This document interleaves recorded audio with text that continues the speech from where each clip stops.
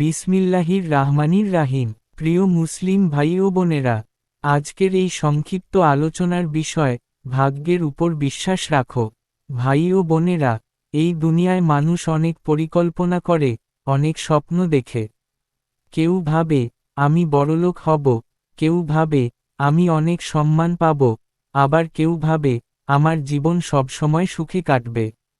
কিন্তু আমরা সবাই জানি, মানুষের পরিকল্পনার উপরে আরেকটি পরিকল্পনা আছে। আর সেটি হলো আল্লাহ তাআলার পরিকল্পনা।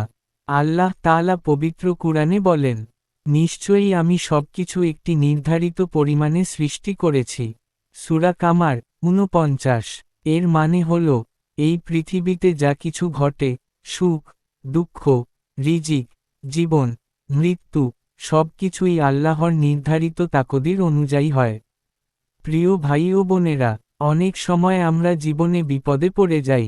ব্যবসা নষ্ট হয়ে যায়, চাকরি চলে যায়, প্রিয় মানুষ হারিয়ে যায়। তখন অনেক মানুষ হতাশ হয়ে যায়, আল্লাহর উপর ভরসা হারিয়ে ফেলে।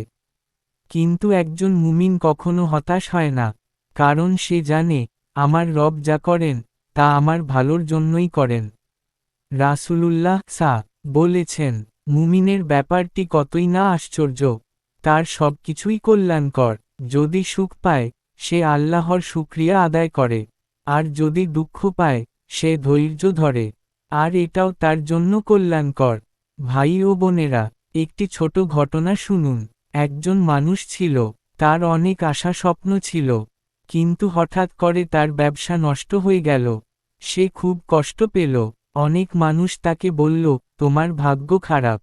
কিন্তু সে বলল, না, আমার ভাগ্য খারাপ নয়। আল্লাহ আমার জন্য যা লিখেছেন, সেটাই আমার জন্য ভালো। কিছুদিন পরে সেই মানুষ অন্য একটি কাজ শুরু করল।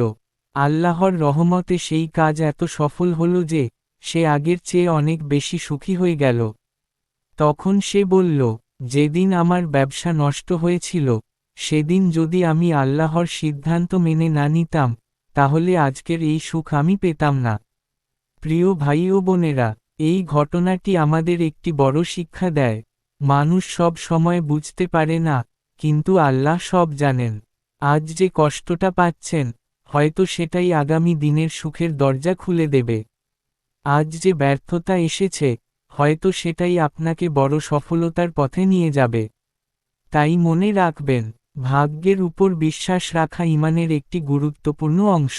রাসূলুল্লাহ বলেছেন, তোমরা তাকদীরের উপর ঈমান আনবে, ভালো হোক বা মন্দ হোক, সবই আল্লাহর পক্ষ থেকে। ভাই ও বোনেরা, তাই জীবনে যত বিপদই আসুক, হতাশ হবেন না।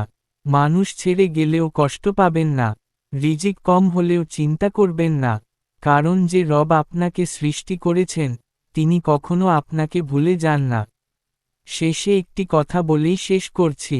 যখন জীবন কঠিন হয়ে যায়, তখন বলবে, আল্লাহ আমার জন্য যা লিখেছেন, সেটাই আমার জন্য উত্তম। আল্লাহ তাআলা আমাদের সবাইকে তাকদীরের উপর দৃঢ় ঈমান রাখার তৌফিক দান করুন। আমিন।